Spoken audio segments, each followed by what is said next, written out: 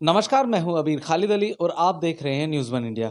आज हमारे साथ बात करने के लिए एक ऐसे शख्स हैं जो कि एक स्कूल के प्रिंसिपल हैं, उसके साथ साथ ही देश की सबसे महंगी महानगर पालिका के मेयर रहे हैं। जी हाँ, मैं बात कर रहा हूं विश्वनाथ महाडेश्वर जी की, जो कि मुंबई के एक्स मेयर रहे हैं, अभी राजे संभाजी कॉलेज के प्रिंसिपल हैं।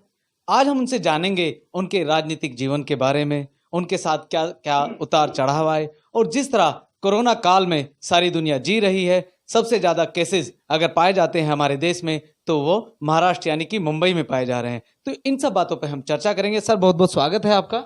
नमस्कार। सर, मेरा पहला प्रश्न आपसे ये है कि आप एक कॉलेज के प्रिंसिपल हैं, उसके साथ साथ आप एक राजनेता भी हैं। तो आप राजनेता ज्यादा अच्छे हैं या प्रिंसिपल ज्यादा अच्छे हैं? दोनों भी, क्योंकि राजनीति करने के लिए एजुकेशन बहुत इम्पोर्टेंट होता है। राजनीति कोई अलग नहीं है, ये जीने का एक पार्ट हो जाता है। उसमें जिंदगी के प्रिंसिपल्स होते हैं। तो टीचिंग लाइन में भी प्रिंसिपल्स होते हैं और राजनीति में भी प्रिंसिपल से चलना पड़ता है। तो दोनों में कोई अलग नहीं है। प्रिंसिपल का काम होता है बच्चों लोगों को पढ़ाना और राजनीति में भी सही रास्ते से चलना। ये हम लोग को सिखाया है हिंदू हृदय सम्राट शिवसेना प्रमुख श्रीमान बाला साहब ठाकरे जी ने सिखाया है। उस रास्ते पे हम लोग चल रहे हैं। आपकी नजर में एक राजनेता को पढ़ा लिखा होना बहुत ही आवश्यक है। कोई भी पार्टी का जो राजनीति का जो नेता होता है तो हर एक के पास एजुकेशन होना बहुत जरूरी होता है, क्योंकि उनको अपने देश का संविधान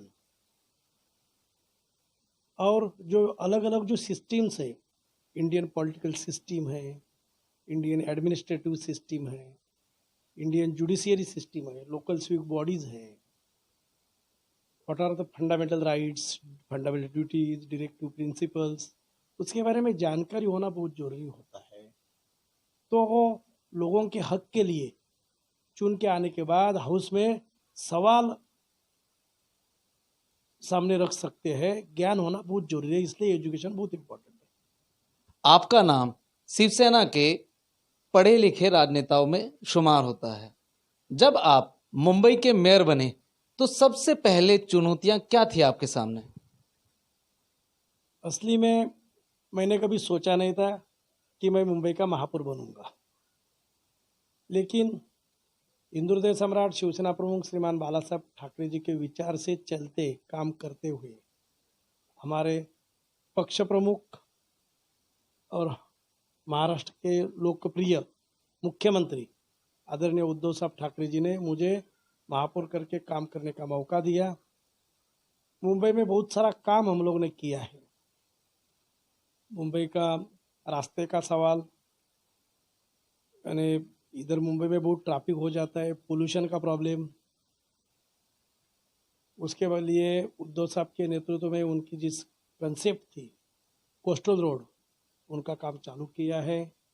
और आरे का जो फॉरेस्ट सब है वो पिछले गवर्नमेंट ने उधर पेड़ तोड़ने का बहुत सा काम किया था, तो उद्धव साहब जी ने वो बचाने का काम कर रहे हैं।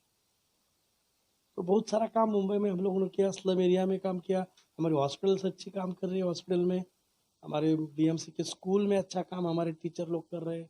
मुंबई में शिवसेना के माध्यम से मुंबई महानगर पालिका की तरफ से अच्छा काम हम लोग कर रहे हैं। मुंबई में हर साल एक समस्या आती है जो कि पानी की समस्या है, जिसमें सैकड़ों लोगों को अपनी जान गंवानी पड़ती है। बहुत सी पुरानी बिल्डिंगें हैं जो गिर जाती है। तो आपके कार्यकाल में इस के अंदर क्या बेहतर कार्य किए गए कि पानी की समस्याओं से निपटा जा सके?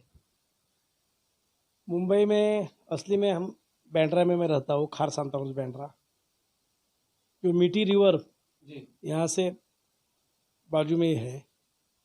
तो हर साल बारिश में इधर पानी बहुत भरता था। तो उसके लिए सॉल्यूशन हमारे जो पर्यावरण मिनिस्टर है,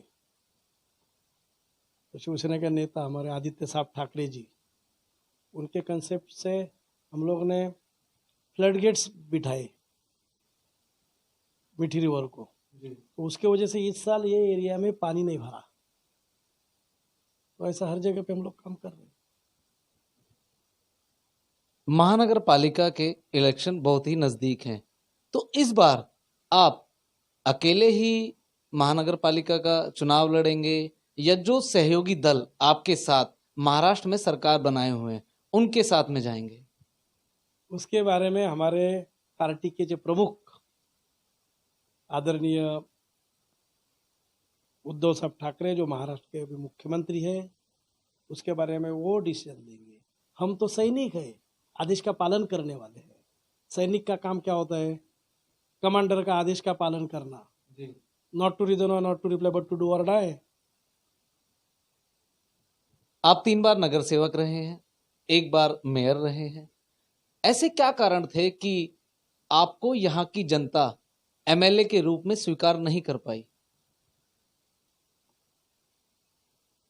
एमएलए का इलेक्शन भी मैंने यहाँ से ही कॉन्टेस्ट किया था लेकिन हर बार वोट बढ़ जाता है और मुझे भी अच्छा वोटिंग हुआ। मैं कुछ 4000 वोटों से हारा हूँ, लेकिन अपने एरिया से अच्छा वोटिंग हुआ है। लेकिन एक टीचर, एक स्कूल प्रिंसिपल किधर कम गिरा होगा, क्योंकि राजनीति में हम जब भी प्रिंसिपल से चलते हैं तो कभी कभी प्रिंसिपल मेरे ख्याल से जो तत्व होते हैं, सिद्धांत होते हैं, उसमें कुछ कम पड़ा हुआ होगा मैं।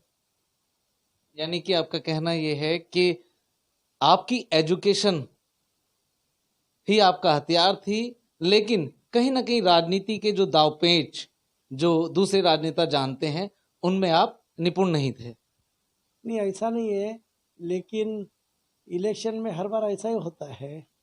कभी कभी पब्लिक का एक अलग मूड होता है, लेकिन लोगों का प्यार मेरे ऊपर बहुत है क्योंकि इतना मुझे कम से कम 35,000 वोट मुझे लोगों ने दिया। उन लोगों का प्यार है, इसलिए उनके लिए जीतना हारना इतना इम्पोर्टेंट नहीं है। पार्टी ने मुझे टिकट दी, उद्धव साहब ने, और आज भी मैं हारा हुआ, लेकिन मैं लोगों का काम कर रहा हूँ क्योंकि बाला साहब ने बोल के रखा है, काम करते रहो, लोगों का समाज सेवा करते रहो। आज भी पूरा दिन शिवसेना शिवसेना शिवसेना लोगों का काम कर रहा हूँ मैं। कोरोना की महामारी से सारी दुनिया अस्त व्यस्त हो चुकी है।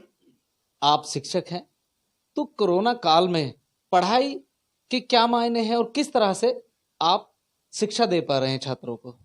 वो सब एजुकेशन डिपार्टमेंट जो हमारे हैं, स्टेट गवर्नमेंट और बीएमसी, उन्होंने ऑनलाइन एजुकेशन चालू, तो बच्चों को इसका लाभ मिल पा रहा है अच्छे से? बच्चों को अच्छा लाभ मिल रहा है।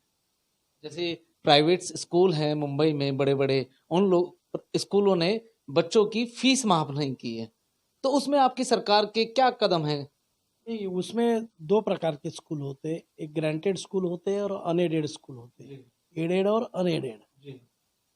जो एडेड स्कूल्स होते हैं उनकी फीस कम होती है क्योंकि गवर्नमेंट से उनको टीचर लोगों को सैलरी आती है। लेकिन जो अनएडेड स्कूल्स होते हैं उनको गवर्नमेंट से या बीएमसी से ग्रांट नहीं मिलती है, तो सैलरी नहीं मिलता है टीचर लोगों को। तो जो बच्चों लोगों से, स्टूडेंट की तरफ से जो फीस आती है, वो फीस में से स्टूडेंट टीचर लोगों का सैलरी दिया जाता है। कहीं ना कहीं लोगों को ये समझना होगा, माता पिता को, कि जो स्कूल टीचर हैं जब उनके बच्चों की फीस आएगी तो उनकी फीस में से कहीं ना कहीं उनके लिए भी उनकी सैलरी जाएगी। यस, बराबर है।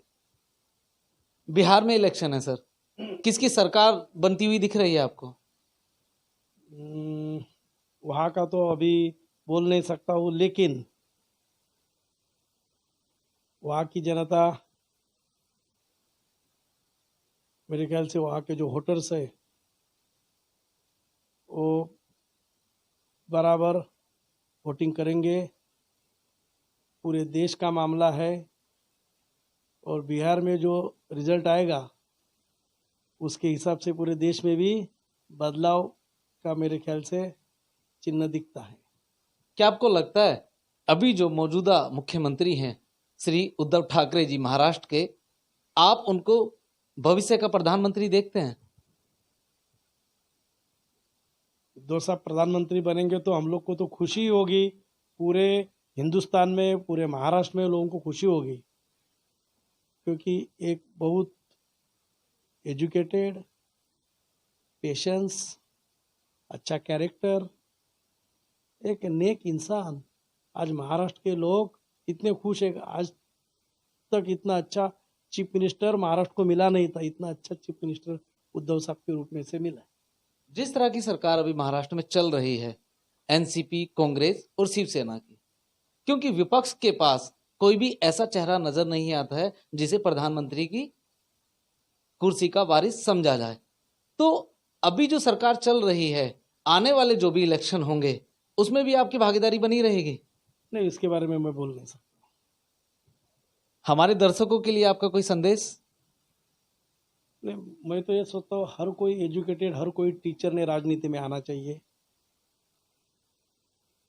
और खाली टीचर लोग ही अच्छे होते हैं ऐसा नहीं है, आम पब्लिक भी अच्छी है, लेकिन अच्छे लोगों ने राजनीति में आना चाहिए।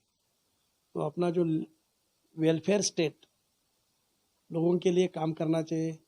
लेकिन अच्छे लोग आते कहाँ हैं सर? उनको तो ये दलदल दिखाई देता है। नहीं, आज भी है ना अच्छे लोग, हमारे उद्धव साहब है, मैं हूँ, बहुत सारे शिवसेना के आप हैं, शिवसेना में जितने भी लोग हैं सब अच्छे हैं आपकी नजर पार्टी में? में, बाकी पार्टी में भी अच्छे लोग हैं, जी। बाकी पार्टी में भी अच्छे लोग हैं। हर पार्टी में, मेरा कहना ऐसा है, हर पार्टी में अच्छे लोग आने चाहिए। जिस तरह की जो गंदी राजनीति आजकल हो रही है, उस तरह की राजनीति बंद हो जानी चाहिए। नहीं, राजनीति खाली पॉलिटिक्स में होती है ऐसा नहीं है। कोई हीरोइन आती है, वो भी राजनीति करती है, उसके पीछे कोई ना कोई होता है। आपका इशारा कंगना रनौत की तरफ नहीं है? नहीं नहीं नहीं, ऐसा नहीं। लेकिन राजनीति तो क्या गली गली में चलती है, लोग करते हैं उसको, खाली दूषण पॉलिटिक्स वाले को दिया जाते हैं, पॉलिटिशियन को। घर घर में भी राजनीति की जाती है, लेकिन दूषण किसको दिया जाता है? राजनीति वाले को, पॉलिटिशियन वाले को। वो तो चलते रहते हैं। तो आपने सुना कि एक शिक्षक होने के नाते एक अच्छा राजनेता बनना भी बड़ी बात होती है, क्योंकि अगर राजनेता पढ़ा लिखा होगा तो जनता के भले और बुरे की बात अच्छे से कर पाएगा, उनके विकास की बात कर पाएगा। तो ये थे हमारे साथ मुंबई के एक्स मेयर विश्वनाथ माडेकर जी। अगली बार ऐसे ही किसी शख्स से फिर आपकी मुलाकात कराएंगे, बने रहेगा हमारे साथ। जय हिंद।